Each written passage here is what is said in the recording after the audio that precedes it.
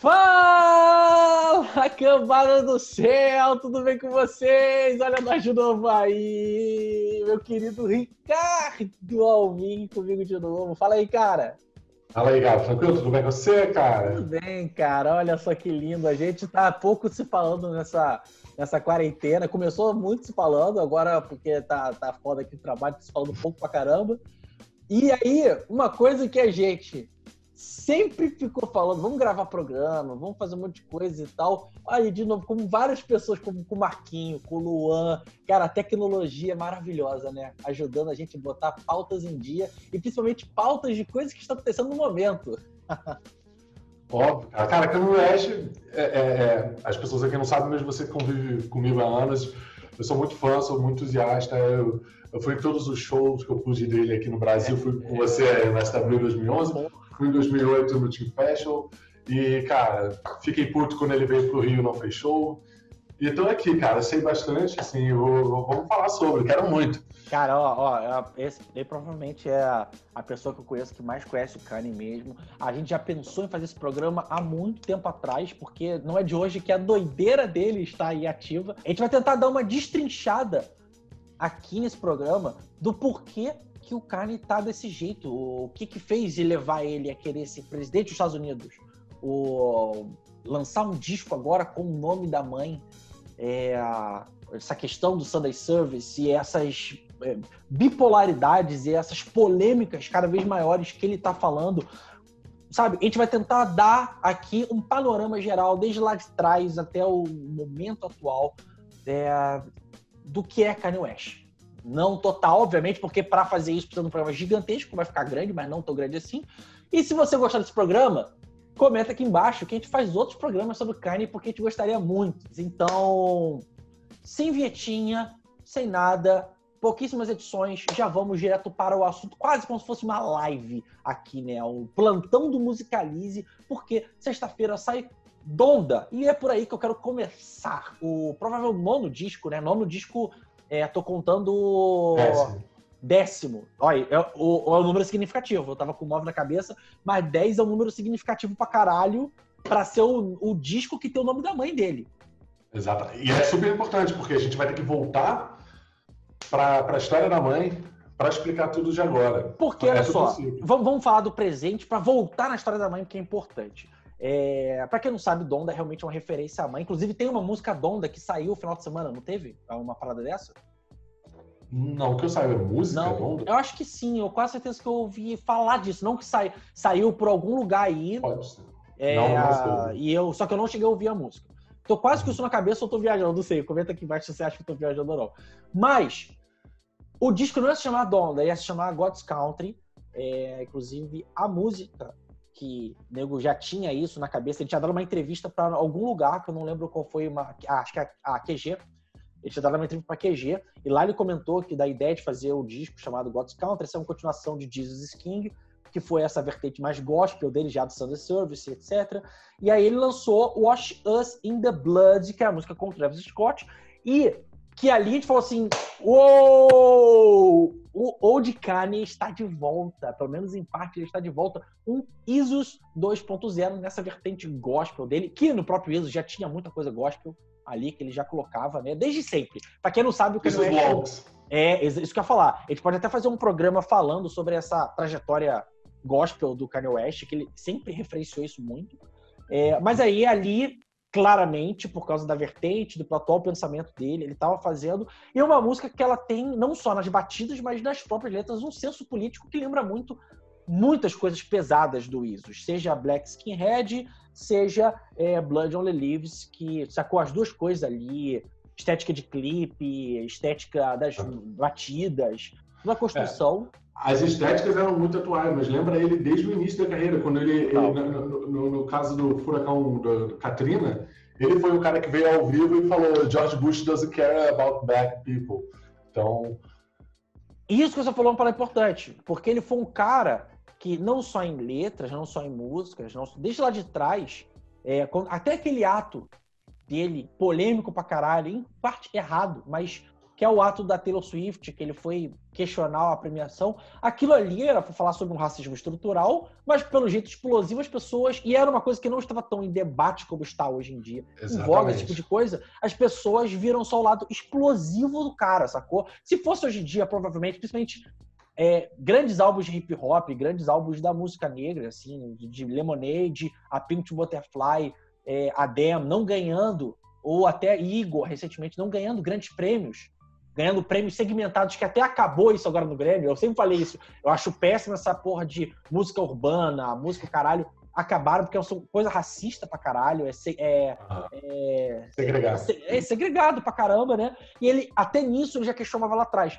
Mas, ao longo da última década, principalmente próximo ali, quando ele começa a ficar mais surtado e começa a aliança com o Trump, essa coisa de associação com a direita, a extrema-direita, as paradas doidas, assim, ele começa a falar, questionando sobre a abolição, sobre a questão de você ficar falando sobre o racismo hoje em dia, tornava-se você refém do racismo, eu tinha que parar de falar disso, que as pessoas, sabe, elas continuavam quase como fosse uma espécie de apologia ao racismo, uma coisa muito... Meu irmão, esse papo de galera branca que fala que não é racista, assim, é muito doido isso. E agora teve nos comícios que ele estava fazendo a questão da Harriet Tubman, que é aquela grandíssima heroína na época da escravidão, que ela conseguiu tirar das mãos de escravocatas dezenas e centenas de pessoas ao longo de décadas. Assim. Tem até um filme recente dela,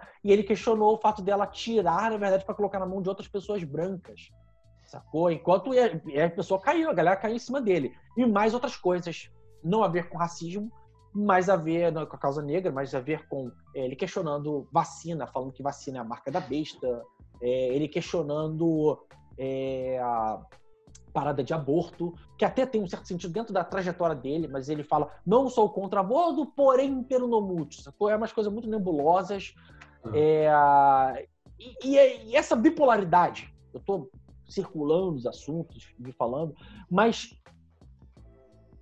antes, quando ele lançou a faixa Wash Us in the Blood, a gente achou que ia ter a volta do Old Kanye, é porque, primeiro, a gente achou que ele ia e voltar uma sonoridade que foi super referencial para muita gente, um dos grandes discos da década, um dos grandes discos da carreira dele, e ele estava voltando com uma pegada mais questionadora. O disco se chamava God's Country, sabe, teria, com essa batida, esse tipo de música, teria uma ideia maior, teria uma ideia mais contestadora. Exatamente. É o que as pessoas estavam brincando na internet, chamando de hard gospel, de tipo, existe uma base gospel, mas na verdade eu estou te sentando aqui, ó. Exatamente. E aí teve até muita gente que ficou assim, mas ele está se repetindo, mas dentro da mitologia do Kanye faz sentido essa repetição, faz sentido porque tem muito dentro da mitologia dele, como você entende o pessoal, o atual momento dele, sacou? Com a questão sonora, como que ele vai sempre, umas coisas vai muito linkando a outra. E por volta do Old Kanye também, que eu digo isso, é na questão dele ir para as ruas na manifestação do George Floyd, ele pagar a faculdade da garota. A gente tava, caraca, mano, o cara tá voltando a ficar lúcido, o cara tá voltando a abrir a cabeça para as paradas na moral. Ele se afastando do Trump pra caramba, não já tendo mais tanto contato, vai, tira foto com o Elon Musk no dia seguinte da música, veio com a candidatura e aí começa a vir tudo isso que eu acabei de citar. Então, permeia essa bipolaridade, essa esquizofrenia, o que é o Kanye West, desde sempre, mas na última década foi acentuado pra caramba, ao ponto que ele mudar o nome do disco, ter um anúncio do nada, no meio da semana, ele apaga a tweet que vai ter o disco, faz outro tweet com o lançamento do disco, e ao mesmo tempo tá tendo treta com a Kim de que vou internar ou não vou. Porra, meu irmão, sabe? Essas coisas muito públicas. E essa coisa da criação dele tá sempre sendo modificada. E aí vira o disco com o nome da mãe, que é uma figura que é emblemática para ele, e ele colocar no 10º disco o nome da mãe remete à questão, à própria crença de ser aquele ponto de salvação, que era a mãe, que era aquele pilar da vida dele, e a gente pode voltar lá atrás no que ela realmente representava a ele, né? Bom, vamos lá. Cara, tudo, como você já deixou bem claro, cara, começou ali, a morte da mãe em 2008, ela morreu com uma cirurgia, uma cirurgia básica, assim, que não deveria ter dado nada de ruim, cirurgia estética, se não me engano, foi seio, podia ter sido rosto, eu não sei detalhes, mas ela morre, ele toma um baque muito forte, ela era o único pilar porque ele não tinha pai direito, o pai era... Pode até ter uma referência para ele, porque o pai era um cara super militante de esquerda, Pantera Negra, e era um cara que queria abortar ele quando cedo, então ele nunca se deu bem com o pai, deixou a mãe criar ele sozinho. Enfim, ele ficou perdido. Ele tinha pelo menos um amigo que podia salvar ele ali, que era o Jay-Z. Mas e aí, enfim, ele até defende o Jay-Z e a Beyoncé no fato que você comentou, né, do Grammy, VMA, foi VMA, se não me engano, da Taylor Swift. Falei Grammy, mas VMA, ok. E assim, desse jeito explosivo, e o Jay-Z não quis atrelar muito, porque o cara era essa pessoa meio problemática, explosiva, não sei como se fala. Então ele ficou cada vez mais sozinho nesse período. Por mais que a relação deles durou bastante tempo ainda, né? Porque meio que... Ainda dura. Eles ainda conversam assim, esporadicamente. É uma relação de, sei lá, irmão, sabe? Inclusive no David Letterman, se não me engano. O Jay-Z fala isso, né? O Jay-Z fala isso. É uma relação de irmão, cara. É pra vida toda. Eles não se falam, eles não se entendem, mas eles conversam ainda. Não tem como, assim. Nem que seja uma vez por ano, sabe? Tipo, como é que tá a vida? É muito louco. Que o Jay-Z virou o pai dele, apadrinhou. O Kanye era o cara que fazia todas as produções de beat, era um cara absurdo, fazia tudo de bom.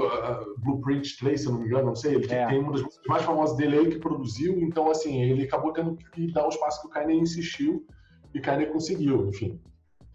Ele, inclusive, era só para comentar um parênteses aqui, mas ele era questionado se ele era... Não, as pessoas achavam ele um rapper mediano, mas só que a batida dele era tão boa e o cara tava dando tão certo com o produtor que falou assim, por que não, né? E aí o Jay-Z foi esse por que não? Por que não dar chance pro cara?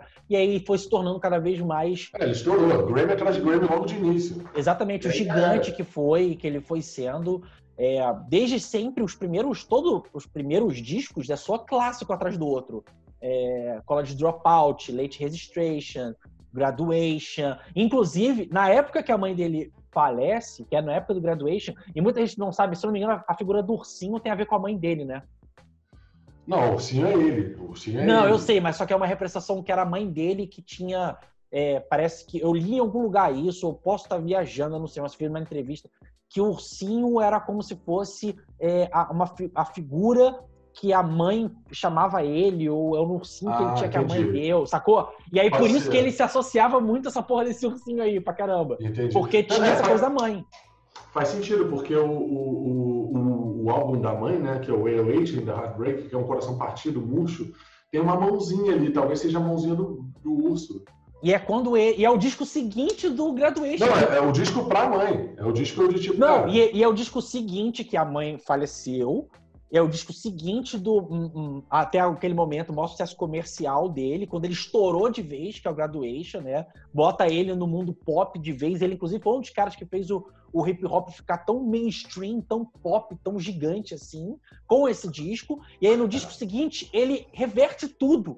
Porque é o disco que ele mostra, tipo, vai falar isso um dia, esse disco precisa ser falado, esse disco é muito importante para o disco atual. Esse Trap disco, não aconteceria um Future, não aconteceria Drake se não fosse o 808. É exatamente isso. E aí ele faz justamente o contrário, e ele tira a figura do ursinho, porque aquilo era uma coisa que ela... Tô falando aqui sem total convicção, não tem não. Mas o que eu quero dizer é o seguinte, o disco de maior sucesso é o ano que a mãe falece, e depois ele tem essa mudança mais sucesso até aquele momento que eu digo.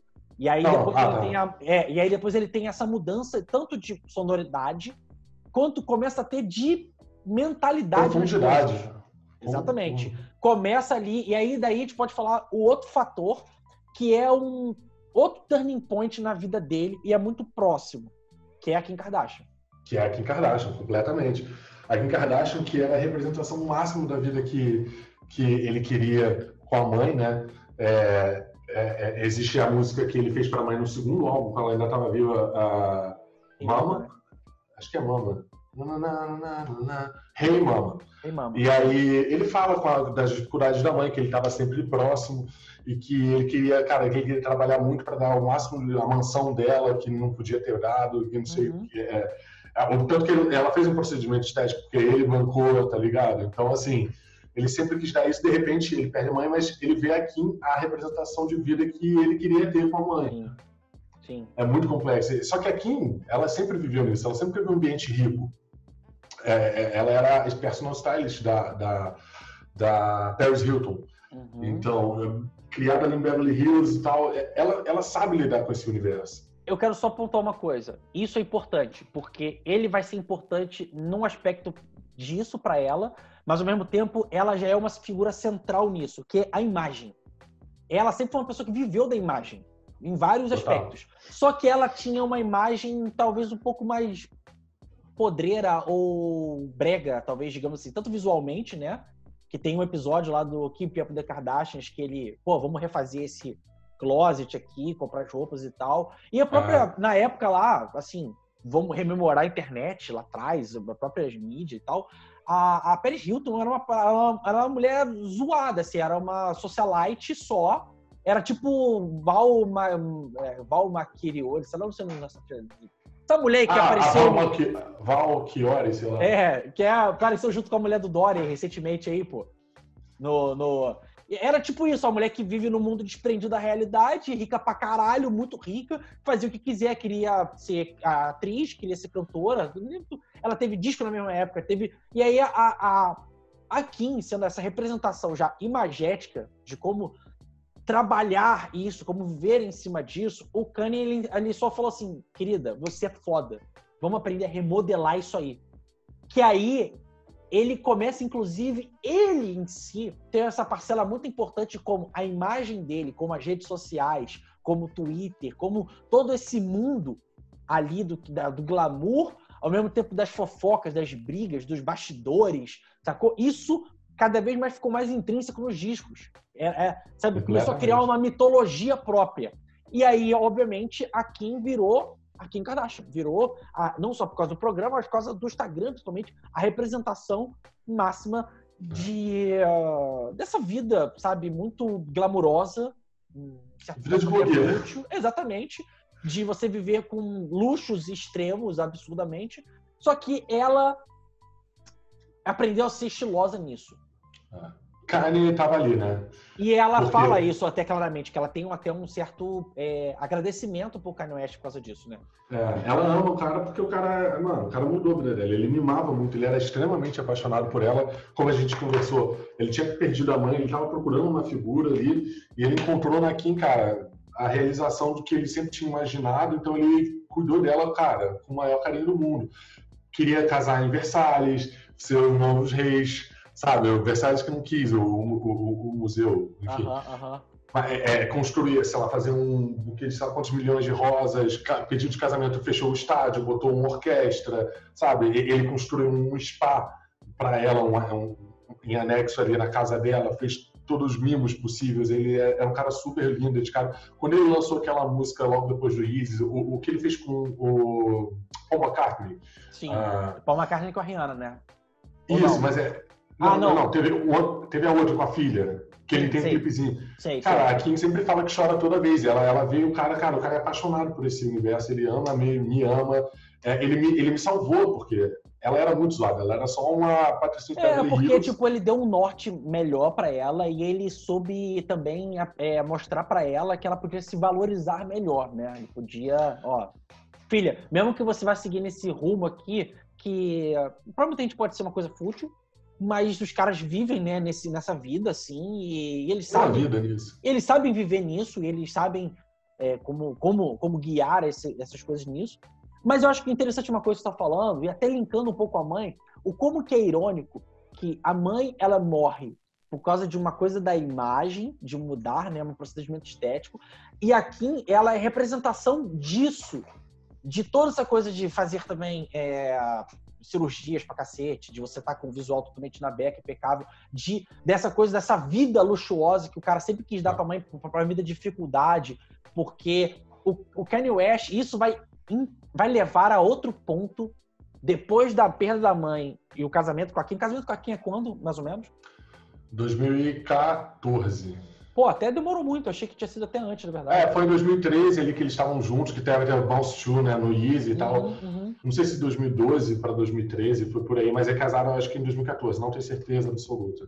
Tá, beleza. Mas o que eu quero falar é o seguinte, como à medida também, a grandiloquência dos atos dele, seja em ser explosivo, seja no próprio, como os álbuns foram crescendo de amplitude, de potência, exatamente, e até nos atos de amor dele. Os atos de amor dele, eles são totalmente grandes. Seja fechar estádio, seja querer casar em Versalhes, Mil Rosas, fazer uma música com o Paul McCartney, sacou? Sabe, tá tudo ali, tá tudo presente. Exatamente. E aí, cada vez mais, o ego dele começa a ficar inflado nisso. Exatamente. Também. Isso tem uma questão de ego muito grande. E é aí que ele até briga com o Jay-Z, porque o Jay-Z, ele é um cara muito rico, porque ele desde sempre aprendeu a ganhar o dinheiro mais do que cantando. Ele criou a própria record label, ele tem a gravadora. Ele é empresário, né, cara? Se pensar até na época lá da época que ele era traficante, sacou? Que ele começou a vender droga. Ele tinha essa mentalidade, os caras falavam, uma mentalidade de empresário, sacou? Ali na parada. Exatamente. Então, assim, ele ele tem o Tidal, né? E aí, o Kanye briga com ele quando teve uma questão lá de dinheiro, de repasse de Tidal, eles brigam sério por causa disso. O Kanye sai dali, vira uma briga muito forte e eles não estão mais juntos, então o Kanye perde o pai, quer dizer, a representação do que foi o pai, que é o Jay-Z, né? O Jay-Z perde a mãe e de repente sobra tudo na Kim. E a Kim nesse universo que, cara, pra ele é muito estranho. Ele não nasceu nesse universo. Ele sempre almejou esse universo, mas ele não nasceu nesse universo. Exatamente. E aí entra um ponto. Se o cara, que a gente não comentou, mas essa questão da bipolaridade, dessas excentricidades do Kanye West, sempre teve presente na vida dele. Só que uma coisa é que ele era controlado, era mais centralizado isso. E à medida que a vida vai passando... pode falar. Não, é porque assim, eu não sei como é que funciona a bipolaridade de verdade. Então, assim, eu não sei se foi um trigger da mãe, se aconteceu só depois que a mãe morreu. Eu já ouvi falar, até de entrevista, que ele sempre teve, mas que era uma coisa que, tipo, o bagulho parece que foi acentuando com o tempo. Com o tempo. E aí, entendi. Óbvio, vai ser acentuado no sentido, ele perde a mãe. O Jay-Z também como essa figura paterna, mas melhor amigo, irmão mais velho, sacou? E aí ele tá num mundo que é um mundo que, vamos voltar a falar, usar essa palavra, futilidades e egocentrismo muito forte, que é o mundo dos bilionários. Porque bilionário anda com bilionário. Esse é o ponto que eu queria chegar. Nesse período da briga com o Jay-Z e o universo da Kim, cara, o objetivo dele é sempre dinheiro, dinheiro, dinheiro, dinheiro. Eternamente. Ele briga, ele tinha o Yeezy, né, o tênis famoso, ele começou, na verdade, na Nike. Ele brigou com a Nike porque ele queria parcela de participação. Justo. A Oprah só é o que é hoje porque ela fez isso nos anos 80.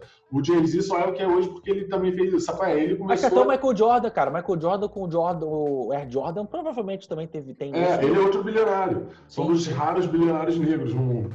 Mas ele começou a querer fazer isso e aí teve que brigar até com as pessoas, sabe, do lado. E aí ele começa uma mania de, cara, eu não tenho mais segurança. Não tem uma segurança, mas aí tem uma parada que você até me falou uma vez, e é legal você citar isso, aquela música do Life of Pablo, que ele fala na música... eu preciso lembrar que música que é, mas... Não, fala só o trecho, eu não aceito advice, eu não aceito conselhos de pessoas que são menos sucedidas do que eu. Então, o que acontece? Quando você começa a ficar com tanta grana, com tanto poder e... Pensa até musicalmente, cara. Musicalmente, vamos falar 2010 pra lá. Ele lança um dos discos da década. Tem gente, você, por exemplo, acha o disco da década. Tem muita gente que acha o disco da década. O My Beautiful Dark Twisted Fantasy 2010. Abre a década com um puta de um disco genial, assim, inacreditável, que mudou muita coisa. Foi a turnê que a gente viu no SW em 2011. Você via ali o aspecto de show, como que era uma parada grandiosa. Pra mim, ali foi uma abertura pro hip hop muito grande. Pode até falar algum programa sobre esse show, como que foi essa experiência. Você falar do seu também. Por favor, pede mais coisas. Pede mais coisas do Kerry, que a gente fala aí de boa. Mas aí, você vê que ali... Cara, pensa quando a gente tava ali, né? O Frisson, que ali foi ali e logo depois o Isos. A gente ali no Frisson, do como que ele era o cara. Como que tudo que ele fazia... Cara, olha só, o cara tem um disco chamado Isus. É uma prepotência que a gente assimilava como, cara, o cara é pica, ele pode fazer isso. Só que a gente não pensa no ponto que, tipo assim, mano, qual vai ser o limite, o controle pra esse cara?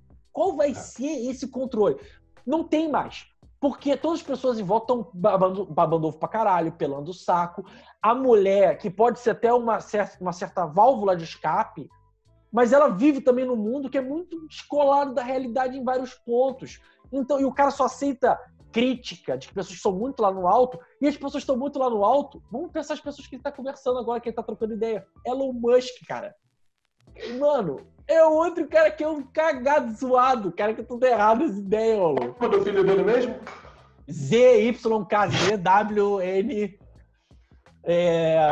Ômega Beta. É tipo, vai tomar no cu, cara. Bando de mongol do caralho. E aí, você tem justamente todas as coisas culminando ao mesmo tempo. A cabeça do cara... Pô, eu vou até citar uma coisa que ele falou recentemente. É o nível de loucura dele, mas eu não duvido que o cara seja meio que assim mesmo. Que o nego perguntou uma parada pra ele, eu não sei se foi sobre aborto ou sobre criminalidade, qualquer merda assim. O nego perguntou, né? Essa entrevista recente agora, esse rally que ele tá fazendo, né, pra presidência, que não é uma coisa de hoje, já tem alguns anos que ele já vem com esse papo de querer ser presidente. 2016, exatamente. E isso faz sentido com a megalomania que o cara tem. Exatamente. Faz sentido. Isso faz sentido, isso não é maluquice. E se fosse até alguns anos atrás, faria mais sentido, sabe? Pela importância que ele tem na indústria, pelas coisas que ele questionava e tal. Exatamente. A moto passando aqui, voado, Velozes e Furiosos. Mas aí faz até sentido. Mas o que eu quero falar é o seguinte, ele falou no rally ali... Pode ficar à vontade, tá em casa, pô. Você tá na sua casa, inclusive. Aí, que live maravilhosa. Live que não é live, mas maravilhosa. Fumando cigarrinho. Gente, pra vocês verem que aqui é tudo tranquilo. Ele fala assim, cara, meu cérebro, ele é enorme. Eu tenho QI de 132. Tiveram que uma vez fazer quase uma cirurgia na minha cabeça, porque o cérebro não cabe na minha cabeça. Ele falou isso, cara. Ele falou isso. Isso, e aí tu pensa, eu não duvido que o cara, ele pensa as coisas de uma forma diferente. Não de ser doido, mas de forma diferente, genial, assim, como as pessoas não conseguem pensar. Mas pensa, como vários outros gênios na história também, vários outros caras muito sinistros, como que fatores externos ou fatores da vida do cara foram moldando o cara para uma hora aquilo eclodir, explodir tudo ao mesmo tempo, o cara fica doido, sacou? O cara, meu irmão... O Paul McCartney falou a público que o pensamento criativo do Kanye lembra o John Lennon, tá ligado? Tipo assim, sabe? Só essas paradas, deve lembrar o processo criativo, etc. E ele vai, cara, eu sou o Michelangelo, eu sou o Walt Disney. Porra, Life of Pablo, cara, ele colocou outro de novo, nível de... Picasso, tá ligado? Aí vamos chegar em 2016. Vamos. Que é a primeira internação, né? Só pra... Exatamente, é quando ele estoura. Que ele estava produzindo, fazendo o turnê do show, fazendo a marca de roupa dele, né? A ISO, fazendo o tênis junto. E aí ele não deu conta, velho, surtou. E ele virou... Cara, ele tem problema de paranoia. Esse é o único assunto que eu não abordei antes, que é, ele consegue virar um bilionário nesse período. Ele quebra com Jay-Z, quebra não sei o que, ele vira um bilionário. E, gente, bilionário vive num universo, como você tinha falado do Elon Musk, cara, completamente surreal da realidade. É um cara que já não chega, já não anda mais direto com as pessoas. Você não vê pessoa bilionária andando assim na rua, são raramente aparições em televisão. Eu vou contar esse caso, minha namorada, ele conhece, mas vocês não conhecem. Minha namorada trabalha no Multishow e tem um prêmio Multishow. Vai ter agora, cara.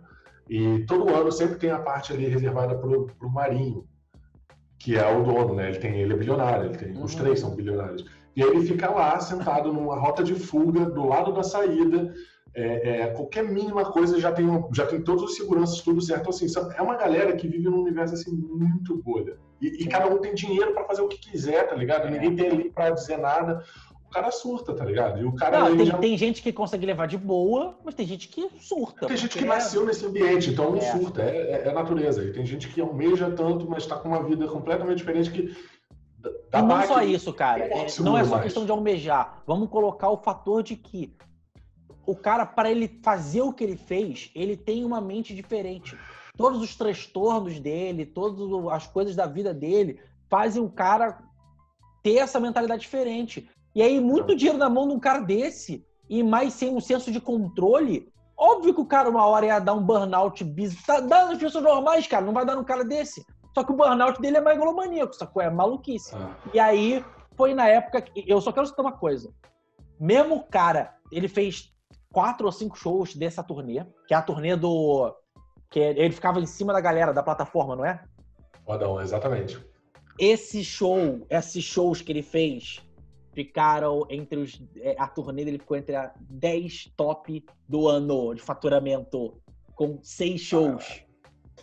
Essa eu não sabia, não. Só pra vocês saberem o nível que era o cara, que ele estava naquele momento. E é isso, a gente sabe que o Kanye, ele é um nível que, tipo... mano, o nego fica esperando, às vezes, pra ele ser... Quando ele foi headline no Glastonbury, né, cara? Foi aquele bagulho, caralho, Glastonbury, caralho. Lembra que ele cantou até a música lá do Queen, meio cagado, mas, ok, tipo... E foi, tipo, mano, é isso, o cara tava no nível, deu burnout, o nego foi lá e colocou ele no tratamento lá, né? Exatamente, a família, né? No caso, a Kim e todo mundo. E mas foi até com... Ele foi disposto. Não foi, não quero, foda-se. Não, ele surtou. Porque o que acontece? Teve um episódio muito importante que a gente não tocou, que era o assalto a Kim Kardashian em Paris.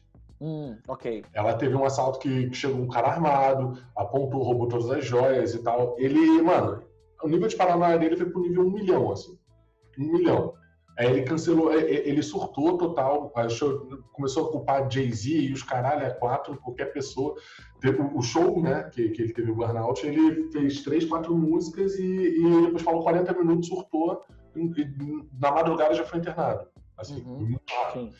E ele ficou recluso um tempão, foi para Wyoming, que é no centro ali dos Estados Unidos, meio que West, cheio de região montanhosa, ele se acalmou,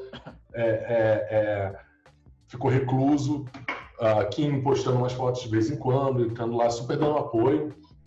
E a época que ele fez o Ye, que fez os 5 discos lá também, que ele produziu, né? Os 4 discos que ele produziu. Ele produziu 5 discos um por semana. Mais 5, incluindo o próprio dele, né? Na primeira semana foi o Daytona. Segundo foi o dele.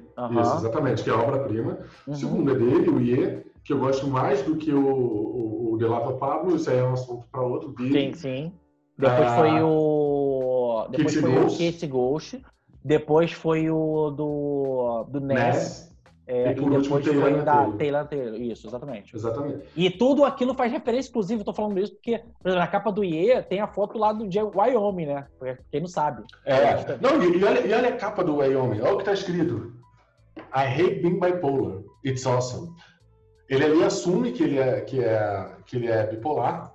E aí tem um problema muito grande que explica hoje. Tem a música Yikes, que é a segunda faixa, que ele termina cantando a música falando que a bipolaridade, na verdade, é um superpoder dele, não é um problema. E isso explica por que ele tá tendo realmente um caso surtado hoje, mas ele mesmo assim quer lançar um álbum, porque ele quer usar isso como criatividade. Isso é uma parada muito perigosa. As pessoas acham que precisam se deteriorar para poder criar. Exatamente. E ele tá completamente... As pessoas estão achando hoje que ele tá fazendo isso só para mídia, mas claramente ele tá com um problema mental. E essa é a explicação. O Yikes explica isso. Ele acha que é um superpoder. Ele acha que ali ele cria uma... Sabe, ele tem diversas ideias e diversas paradas que, cara, eu vou usar isso. Isso não é bom. Isso é bem problemático. Muito bom você ter chegado nesse trecho. Quem já construiu aqui, porque agora realmente já dá para chegar no presente propriamente dito. Porque, inclusive, esse disco tem música que ele fala sobre questão de suicídio, não tem? Sobre... A primeira a música lá que ele faz referência a Nirvana, né? Até o sample do Nirvana. Não, essa aí é do junto com o Kid Cudi, que também já teve um problema. Mas o álbum todo, você sente isso. Você tem a referência do Nirvana. A primeira faixa, I Thought About Killing You, lembra uma faixa do Nirvana, não lembro exatamente qual, mas até na letra ele lembra. Ele mergulhou completamente no Kurt Cobain, no suicídio. Sim. E aí, por quê? Ele tá se expondo de um jeito, que ele sempre se expôs, mas ele tá se expondo de um jeito frágil pra caramba, sabe? Se colocando ali, mas, de novo, ele nunca tá abrindo mão Ele podia ter só feito a obra, podia ter ficado recluso, ter feito a obra, como vários artistas fazem depois de super mega exposição, de vários problemas e tudo. Não. Para ele precisa continuar nessa linha tênue das coisas. Entra o Sunday Service, entra aqui agora, meu irmão, eu vi a luz, eu vi Deus, e Deus é o caminho. E ele meio que nesse Sunday Service é uma coisa que é interessante, mas ao mesmo tempo meio que tem uma coisa meio de culto, eu acho muito estranho em algumas paradas, parece uma parada meio, sei lá, cara, Charles Manson, é muito estranho, aquela coisa, o visual da galera, tem uma mensagem positiva em algumas paradas. Midsommar. Não, tem uma, exatamente, Midsommar, exatamente, cara, é perfeito. Pode ser até uma vibe legal, mas o problema é justamente você colocar isso nessa visão distorcida da galera bilionária. E aí você começa a criar regras próprias, umas paradas meio cientologia mano, o jeito que você cultiva Deus é uma parada muito... relativa. Cara, no mesmo lugar, cara, que você tá vendendo um moletom de $300 escrito porra nenhuma, só porque é do Kanye West, sacou? E ao mesmo tempo que você tá querendo glorificar Deus, e são duas coisas completamente opostas, e você tem essa visão completamente meio maniqueísta de mundo, meio... sabe, é preto no branco e aquela visão super radicalizada também da religião. É muito estranho, cara. É muito estranho. E aí vai de... Assim, ele de novo, você vê o Kanye, tanto na arte quanto até agora na religião, ele buscando artifícios para continuar sendo expositivo, sabe? A imagem dele continua sendo uma coisa... que ele possa relacionar com a arte, com as obras, mas continua sendo uma coisa vendável, mas ao mesmo tempo tá tentando achar alicerces para poder não ficar doido de vez, sacou? E aí o ponto recente disso, eu acho que é você fazer um disco com o nome da mãe. Quando você quer, acho que até foi o começo de tudo que a gente começou falando. Ele faz um disco escrito o nome da mãe, Donda, mudando do aspecto God's Country, que era para ser, e a gente sabe que na trajetória inteira do Kanye tem, tipo, sei lá, o Life of Pablo teve 1000 versões, para sair, os 5 discos para poder sair foi uma demora do caralho também. O próprio Jesus is King, semana sim, semana não, ia sair, não saiu. O bagulho que era para sair em maio, foi sair em outubro, sabe? É sempre assim, o cara muda. Qual foi o nome daquele disco lá que ele lançou? Meio que incompleto, mas dá para você ver muito. Na verdade, foi vazado, porque não saiu. O Yandi. Inclusive, o Yandi... E era pra ser o disco, bom, né? Lembra, né? Que era pra ser o disco. Exatamente. Que era muito bom. Mesmo fragmentado, não sabendo a ordem e não tendo completo, você vê que era uma parada muito, muito boa. E aí eu fico muito frustrado, eu não consegui ouvir direito o Jesus is King, porque são faixas do Yandi que ele só praticamente tem uma lavagem cerebral, fala Jesus, eu te amo. Mas é a mesma música, tá ligado? Só que ele quebrou a parada, destruiu. Essa que vai sair agora, Donda, tem uma música chamada Alien, que se você procurar já tem, porque é do Yandi. Então, assim, ele entrou num loop que eu acho que ele não tá conseguindo criar direito, tá ligado? Ele tá criando uma parada, mas ele tá fazendo multiversos da vida dele. Ele não tá conseguindo... Que faz sentido, que não é um normal dele, mas faz sentido, a própria faixa recente, né? Por melhor que ela fosse, mas a Wash Owns the Blood, né? Que não é normal ele ficar dando retrocessos. Não é. A gente entende dentro da mitologia esse retrocesso, faz sentido, mas não é normal. Então você vê que alguma coisa ali tá meio disfuncional ali no Kanye. Ele não tá conseguindo... Só, obviamente, quando sair o disco, a gente vai poder falar com propriedade as coisas do disco. Mas, vamos lá. Ao mesmo tempo que é importante a gente ter essa visão de mundo dele, principalmente se ele for uma coisa muito profunda e mostrar esse relacionamento com a mãe e, sabe, mais coisas do como que ele tá quebrado, é interessante. Mas, ao mesmo tempo, cara, não tem como, nessa atual conjuntura, diferente de outros momentos da carreira dele, a gente separar as coisas que ele está falando, as coisas que ele está fazendo da obra. Ou seja, ele parece que ele, inclusive, está indo no limiar daquela coisa de separar obra de artista. Sempre houve essas junções, mas a gente conseguia ver que, beleza, o cara tá ficando meio doido, mas o disco ainda é foda. O disco ainda tem esse lado aqui. Agora, as coisas que ele tá falando estão sendo tão nocivas não só para ele, mas para várias pessoas, principalmente pelo alcance que ele tem e as pessoas que ele está se associando, são pessoas perigosas, cara. São pessoas que, sabe, elas têm uma visão, de novo, deturpada de mundo e que podem ser muito prejudiciais. Cara, assim, não dá pra pegar esse disco e falar assim, pode até falar, pô, o disco é bom, mas, mesmo assim, as coisas que ele tá falando agora é muito reflexo desse disco, e esse disco, ele vai ser um disco pormenor, que só lá pra frente, dependendo do que ele fizer... e aí eu quero falar muito essa questão dele ser presidente, sacou? Eu acho que não é uma boa ideia, é uma coisa de ninguém dar... Nunca foi. Sabe, eu acho que pelo fato de as pessoas não podarem ele, ninguém, sabe, dar um controle nele. E imagina um cara, é tipo como se fosse, cara, teoricamente, é como se fosse ter um Donald Trump, acho que até piorado, cara. É muito pior. Porque é um cara que ele vai fazer... Ele falou que para resolver problema de aborto, ele ia dar $1 milhão para cada mãe, para não abortar. Que mundo é esse, cara? Que vida é essa? É aquilo que a gente fala de bilionário, que foge completamente da realidade. Não, mas ele é mais, porque ele vive num mundo ainda mais particular ainda que os outros, sacou? Porque ele tem a bipolaridade, né? Exatamente. Então, esse é um assunto muito interessante porque a gente abordou o problema da megalomania, da estafa dele e dos problemas dele, mas a gente não abordou a questão política, né? Ele está ali tentando puxar a mãe de volta para ter alguma microsegurança. Antes de entrar na questão política, eu queria só fechar essa questão, porque nesse episódio de ontem, do comício, na madrugada ele começou já a duvidar da própria Kim Kardashian e da mãe, porque estão querendo que... A mãe não dele, a sogra, né? Isso, no caso, a sogra dele. Porque a mãe já morreu. De querer internar ele, de ele achar que, cara, aquilo ali é um Corra, ele tá num filme. Quero ver isso, mano. E ele já deu. Em 2016, ele já mostrou que ele tem um problema de perseguição e surtação. Então, assim, a gente, ao mesmo tempo que fica, será que é quem quer fazer não sei o quê? Cara, muito provavelmente, na verdade, não. É ele que tá surtando de novo, ele tá tendo um caso sério. Sim. E, assim, claramente a Kim e a mãe da Kim vão se afastar, o casamento não vai durar por conta disso. Mesmo ele amando muito ela e ela amando muito ele, dá pra ver isso. Eles se amam, eles têm um orgulho um do outro, mas não vai dar certo. E aí o Kanye começa a buscar a mãe desesperado, porque a memória é da mãe, porque ele agora tá sozinho. E aí olha só, eu vou te falar uma parada, quando ele faz isso, vamos juntar com a religião, é quase como se ele estivesse buscando o espírito da mãe, sacou? Aquela coisa, sabe, é muito doido, né, cara? Porque você vê como que o cara, ele tá realmente...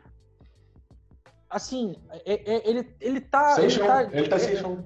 Sem chão, mas ele tá também, cara, ele tá... Junta a questão da paranoia, junta a questão de... Cara, é muita coisa ruim ao mesmo tempo. E, pra gente até... Porque a gente já falou... Acho que já tinha abordado tudo que já tinha abordado, pra fechando o assunto, assim... Não, a política ainda falta. Justamente, eu quero fechar tudo, né, a questão da política, que é o ponto de que quando ele já começou a se associar com o Trump, já foi uma parada que muita gente, eu incluso, até você que gosta pra cá do cara, já ficou tipo assim, mano, aí não, né, Fudeu, cara? Acabou. Aí não, o cara tá se queimando muito, o cara tá fazendo merda, mas, cara, pensa só, o cara com o prestígio que ele tem ainda, a fanbase que a gente sabe que ele tem ainda, bizarra, por mais que ele esteja se queimando sempre cada vez mais, mas ele é muito influente, ele é muito amado por muita gente, ele é muito idolatrado por muita gente. Cara, numa época de ame ou odeie, que a gente tá vivendo pra caralho, ame ou odeie, numa época de direita e esquerda sinistra, de diferenças ideológicas, mano, é muito perigoso você ter um cara desse, principalmente quando o cara, ele, durante lá atrás,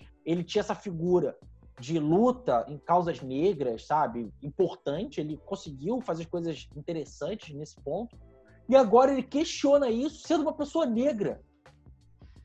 Isso é pesadíssimo, cara. Isso é muito preocupante, isso é muito perigoso, cara. Muito perigoso. Então, o Kanye, hoje, ele representa o início do século XXI. Entender o Kanye é entender a história da humanidade, porque ele teve sempre problema com a mídia, né? Porque a mídia inteira sempre olhou ele como uma nova Britney Spears. Sempre esperando aquela estafa de novo, aquele momento de doideira, né? De raspar a cabeça. Então vem aquele tabloide horroroso, começa a fazer uma porrada de mentira, jogação suja, e ele começa a ver, cara, a mídia é nojenta, a mídia inventa coisa. Só que tipo, ele olha pro tabloide e ele começa a generalizar para toda a mídia. Ele fala nessa última música, Wash Us in the Blood, de tipo, se tá na mídia é mentira, alguma coisa assim, na parte aqui os caras estão correndo, não lembro. Então, assim, a partir dali ele começa a entrar numa doideira de negacionismo de tudo, de revisitação do caralho A4, que aí entra no Steve Bannon, entra nos caralho A4. Tanto que ele só começou com essa putaria, essa merda toda, só depois que ele teve a estafa. Sim. Foi durante as eleições. Ele procurou se agarrar em alguma coisa, ele começou a negar tudo, e aí, mano, ele foi olha que bizarro, o cara que era o nosso gênio, que é um cara absurdo, que moldou a indústria, que, de repente, quando você vê, cara, o cara é um tiozão que cai nas paradas de vacina. Mas isso faz sentido, cara, faz sentido no ponto de que se o cara, ele acha que ele tá sempre correto e que as pessoas estão perseguindo ele pode criar uma realidade pra ele. E foda-se, porque as pessoas normais já estão fazendo isso, cara. As pessoas estão criando universos próprios e particulares, seja de que existe uma dominação vermelha global, seja de que a Terra é plana, sacou? Então, o cara fazer, sabe? Ele só vai selecionando o que ele quer fazer e como ele quer fazer, e ele tenta criar essa realidade distorcida dele, assim. E assim, isso começou... Olha que doideira, voltando de novo ao bilionário, porque quem foi que começou a fazer isso? Foi o Mark Zuckerberg. É interessante para ele, cada um já deixa claro, ele quer que todo mundo acesse o Facebook para acessar tudo. E ali ele faz a bolha do que é confortável. Então, para ter lucro para ele criou esse universo, tá ligado? E foda-se, né? A culpa não é dele. Ele faz, tô fazendo, cara, tô sendo legal tô mostrando tudo de bom que a pessoa quer ver. Uhum. E acabou, lava as mãos. E aí o cara entra numa dessa, cara, numa bolha dessa, num momento super frágil dele, e ele não consegue sair mais. Agora ele se queimou num ponto que, cara, ele não consegue mais sair. E ele tá cada vez mais no fundo do poço. Eu fico real preocupado, eu amo muito ele, a carreira dele. Ele deve ser uma pessoa insuportável, assim. Mas assim, eu amo muito o que o cara fez, eu acompanho ele muito. Se você pegar no YouTube, escrever Kanye West Bastidores, que é um programa do Bastidores do show. Eu tô ligado. Você vai me ver na fila do show dele. Olha só! 16 anos, eu primeiro da fila lá, tipo, vou ver o show da grade, não sei o que, sabe? E é triste, porque, cara, ele virou isso. E aí só me basta acompanhar e torcer. Então, cara, eu acho que foi isso, né? A gente conseguiu, acho que abranger bastante coisa da carreira, citar vários pontos e tentar a gente não chegou num ponto final, que eu acho que isso que é importante deixar claro. A gente deu vários panoramas, mas ele é tão complexo, ele é tão, sabe, instável e tão inconstante, e ao mesmo tempo você não sabe bem o que esperar às vezes do Kanye West, que pode ser tudo isso, ao mesmo tempo pode ser nada disso, e pode ser alguma outra coisa. É muito doido, assim. A famosa Easy Season. Ele começa sempre a aparecer na mídia um pouco antes. Exatamente.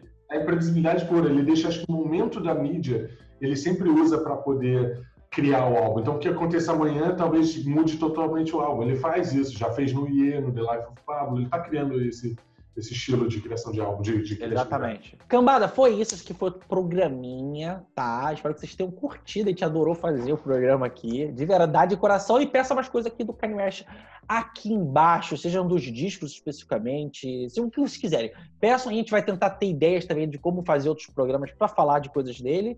E foi isso. Valeu, Ricardito, meu querido. Valeu. Muito obrigado, velho. Valeu pela oportunidade. Gente, se quiserem mais vídeos de Kanye, eu vou ficar muito feliz de aparecer aqui de novo. Exatamente. Então é isso. Já sabe, comenta aqui embaixo. Compartilha, é muito importante compartilharem com a galera e também se inscrever dando o joinha aqui no vídeo, tá bom? Então foi isso, esse foi outro videozinho. Aquele beijo, aquele abraço, aquele tchau. Foi!